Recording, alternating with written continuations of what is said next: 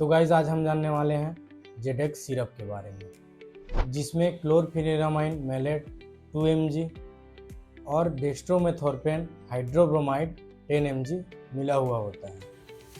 तो गाइज अब हम जानने वाले हैं इसके यूज़ के बारे में। जेडेक्स सिरप का use treatment of dry cough, सूखे खांसी के लिए किया जाता है। तो गाइज अब हम जानने वाले हैं इसके साइड इफ़ेक्ट के बारे में, इसके क्या क्या नुकसान होते हैं।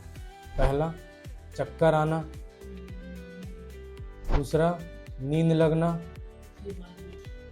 तीसरा, सिर भारी लगना आदि इसके साइड इफ़ेक्ट होते हैं। इसे विदाउट प्रिस्क्रिप्शन यूज़ नहीं करना चाहिए।